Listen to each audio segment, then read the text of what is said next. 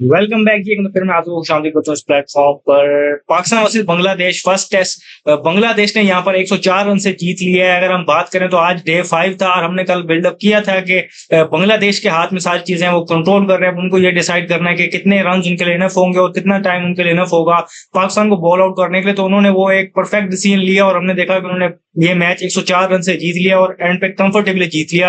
अब बांग्लादेश की यहाँ पर जितनी तारीफ की जाए कम है कि जिस तरीके से उन्होंने यहाँ पर ये मैच खेला है आज के दिन से। अगर हम बात करें तो उन्होंने यहाँ पर आकर अपनी लीड पे बिल्ट इन किया और यहाँ पर पाकिस्तान को जो उन्होंने 268 रन का टारगेट दिया। और यहाँ पर अगर हम बात करें तो अगेन उनके कैप्टन जो लीडिंग स्कोरर है यहाँ पर पहली इनिंग में भी उनकी तरफ से और सेकंड इनिंग में भी इन्होंने 87 रन स्कोर किए नाजमुल हसन शांतो ने।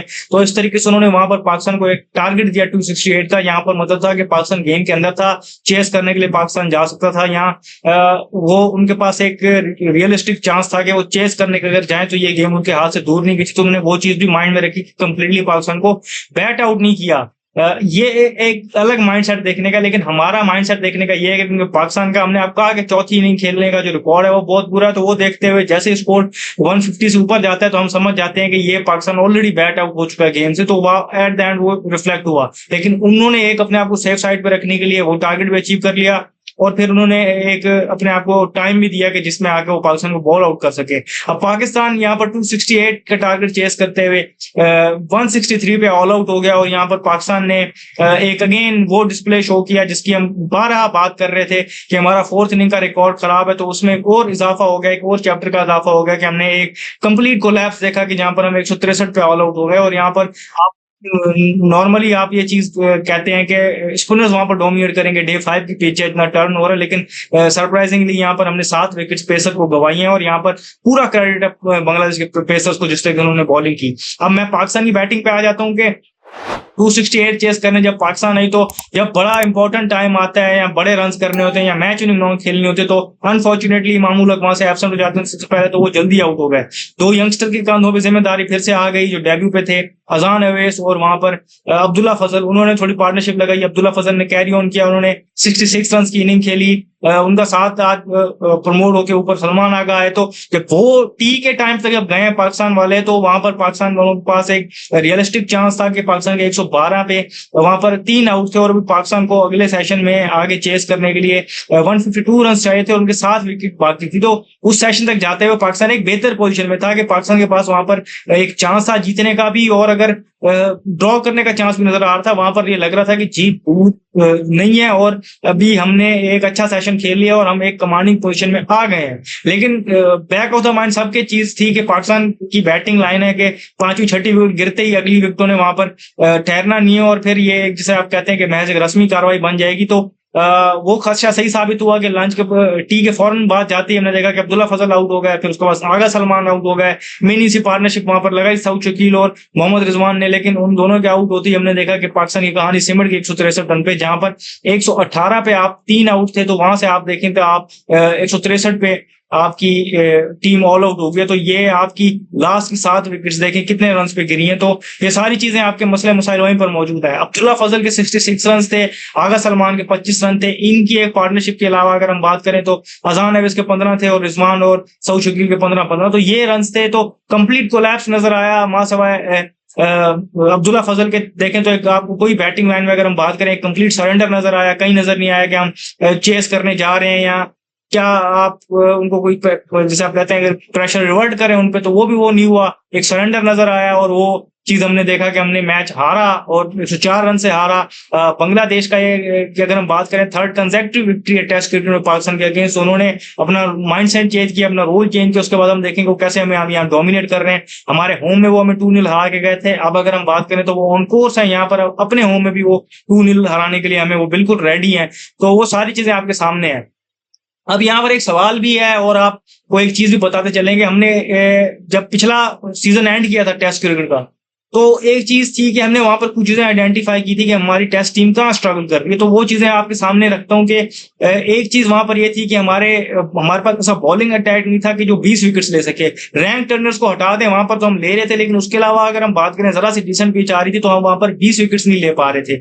फिर अगर हम बात करें हमारे लिए मसला ये था कि पहली इनिंग हो या दूसरी इनिंग हो हमारे क्लस्टर्स में विकेट्स गिर रही थी। एक और मसला हमारे लिए ये था कि हमारी वहां पर जो टेल है वो बिल्कुल कंट्रीब्यूट नहीं कर रही थी, और वो महज सिर्फ हम कहें तो 5 से 10 रन के अंदर वो सिमटी जा रही थी। और चौथी इनिंग का प्रॉब्लम वहां पर मौजूद था कि हम वहां पर हमारी तरफ से बड़े बड़े कोलैप्स आ रहे थे, और वहां पर मैंने आपको कहा कि इतनी सारी इक्वेशंस हमारे सामने कि जहां पर हम 150 भी नहीं कर पाए, तो वो सारी चीजें हमारे सामने थी। तो ये मैंने आपको सारी रीजंस गिनवाई हैं। आप इस मैच में देखें तो आपको नजर आएगा कि हमने 20 विकेट्स भी नहीं ली, और अब और आप ये कह सकते हैं कि 19 ले ली उन्होंने डिक्लेयर कर दिया, लेकिन आप ये जानते हैं कि 400 से ऊपर रन कंसीड कर देना, फिर इस ऐसी कंडीशंस में 240 रन करवा देना, तो 20 विकेट्स लेना मैं किस जमन में कह रहा हूँ वो समझ आ जानी चाहिए आपको। फिर अगर आप बात करें कि क्लस्टर्स में विकेट्स गिरना, पहली इनिंग में हमने आपको बताया कि किस तरीके से वहां पर हमारी क्लस्टर्स में विकेट्स गिरी, टॉप ऑर्डर की भी, फिर टेल में भी गिरी। वो सेकंड इनिंग में भी देखें तो मैंने आपको बताया कि आप 118 पे 3 थे, 163 पे ऑल आउट हो गए, और फिर क्लस्टर्स में वहां पर भी विकेट्स गिरी।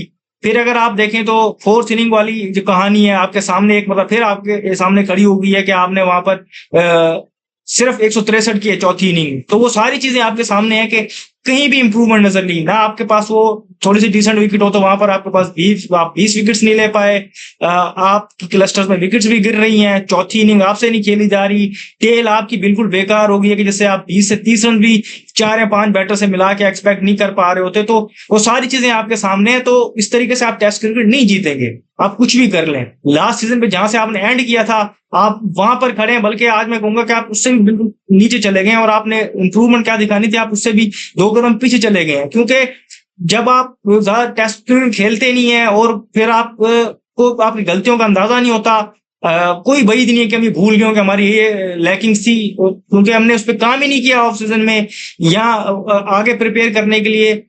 मैंने आपको जब ये टीम अनाउंस हुई थी, सारी चीज अनाउंस हुई, मैंने आपको पता हम कितने सीरियस है कि अभी तक हमने फुल टाइम ये अनाउंस ही नहीं किया कि ये मैनेजमेंट हमारी फुल टाइम रहेगी या नहीं रहेगी। वो चीजें आपकी अपनी जगह पर हैं। शान मसूद का अगर हम बात करें तो अब इस टीम की अगर आप देखें तो इस टीम में आपको बैटिंग यूनिट में से 2 यंगस्टर्स ने दोनों इनिंग्स में अगर आप देखें तो आपके लिए स्टैंड आउट रहे हैं दोनों इनिंग्स में। और आपके सीनियर प्लेयर्स अगर हम देखें तो इमाम ने पहले में 45 किया, लेकिन जब उस विकेट पे वो खुद कह रहे हैं कि सेटल हो जाने के बाद वहां पर बैटिंग इजी थी तो वो वहां पर विकेट फेंक के चले गए। सेकंड इनिंग में बिल्कुल गायब रहे। सऊद शकील और शान मसूद दोनों इनिंग्स में फ्लॉप रहे, दोनों इनिंग्स में वो कुछ नहीं कर पाए। मोहम्मद रिजवान की अगर हम बात करें तो उनकी कीपिंग देखें आप यहाँ पर तो कितनी उन्होंने अपॉर्चुनिटीज वहां पर मिस की हैं, बिल्कुल एब्सेंट माइंड नजर है, बहुत बुरी कीपिंग की उन्होंने वहां पर। बैटिंग में भी देखें पहली इनिंग में उन्होंने स्कोर किया लेकिन गलत टाइम पे गलत शॉट खेल के विकेट फेंक के चले गए वो। दूसरी इनिंग में भी देखें तो बैटिंग में वो कुछ नहीं कर पाए। आगा सलमान ने दोनों इनिंग्स में अगर आप देखें तो सेटल होने के बाद जो शॉट सिलेक्शन देखें आप उनकी, तो उनके सवाल उठना बनते हैं ये क्या शॉट सिलेक्शन है। तो आप ये देखें कि सीनियर प्लेयर्स की आपकी बैटिंग लाइन में क्या कंट्रीब्यूशन है। पेस बॉलिंग में अगर आप देखें तो अब्बास आपको वहां पर लीड कर रहा है, बाकी बॉलर से आपको कंसिस्टेंसी देख नहीं रहे, और पेस दोनों की बाकी पेसर्स की गिरी हुई है। नुमान को अगर आप देखें तो डिसिप्लिन लैक कर रहे थे वो दोनों इनिंग्स में, दूसरी इनिंग में 3 विकेट्स लिए लेकिन डिसिप्लिन वो लैक कर रहे थे। तो जहां पर आपकी जो कुछ पिछले टाइम में कुछ पॉजिटिव चीजें थी, आपने कहा कि ऑफ सीजन शायद कुछ काम होगा, आप अगले सीजन में बेहतर करके आएंगे, तो आप उससे 2 कदम पीछे चले गए। तो जो मसले मसाइल वहां थे वो एज इट इज अपनी जगह पर मौजूद हैं, और नए मसले मसाइल वहां पर आपके खड़े हो गए। तो ये होगा कि जब आप अपनी टेस्ट क्रिकेट को सीरियस नहीं लेंगे, इंपॉर्टेंस नहीं देंगे, तो फिर बैठ के हम सिर्फ यहाँ आपको चीजें आइडेंटिफाई कर सकते हैं जो 200 बार हम पहले कर चुके हैं, अब फिर कर रहे हैं। तो वो चीजें जो होती है वो सीखने के लिए होती हैं। गलतियां अगर नई गलती को करे तो समझ आती है, लेकिन पुरानी गलतियों को वो दोहराए तो उसका मतलब वो सीखना नहीं चाहता। तो यहाँ पर फिर कहानी जो है निकम्मेपन से बढ़ के आगे तरफ चली जाती है। तो बांग्लादेश को यहाँ पर कॉन्ग्रेचुलेशन के, जिस तरीके से यहाँ पर टेस्ट क्रिकेट में राइज कर रहा है। अभी वो हमसे 2 टेस्ट मैच जीत के आया, अब फिर यहाँ पर होम पे जिस तरीके से उन्होंने हमें डोमिनेट किया, वो अपने एक ट्रेडिशनल वे से हट गए जहां पर वो स्पिन के थ्रू डोमिनेट करते थे। आल्दो यहाँ से 5 विकेटें ली पहली इनिंग में मेहदी हसन मिराज ने, लेकिन यहाँ पर दूसरी इनिंग में देखें तो नाहिद राणा का जो स्पेल है आउटस्टैंडिंग स्पेल किया, उन्होंने 5 विकेट्स ली। और तस्कीन अहमद की भी यहाँ तारीफ बनती है, उन्होंने 2 विकेट हासिल की, तो 9 पेसर्स ने कंबाइन 7 विकेटें ली। तो वो उस चीज से हट रहे हैं, टीम बिल्ड कर रहे हैं, कल्चर बिल्ड कर रहे हैं, लीडर उनका स्कोर कर रहा है। मैन ऑफ द मैच बना है यहाँ पर नाजिमुल हसन शांतो, पहले इनिंग में सेंचुरी, दूसरे इनिंग में 87। सीनियर बैटर्स अगर हम बात करें, मुशफीक कंट्रीब्यूट कर रहे हैं, मोमिन उल कंट्रीब्यूट कर रहा है, लिटन दास भी अपने अंदाज में कंट्रीब्यूट कर रहे हैं। तो उनकी एक टीम अच्छे तरीके से शेप अप हो रही है। अगर हम देखें तो कॉन्ट्ररी टू पाकिस्तान के जहां पर चीजें डिप्लीट होती जा रही है मजीद। तो जो भी फर्दर अपडेट होंगी हम यहाँ आपको देंगे। इस वीडियो में इतना ही, शुक्रिया।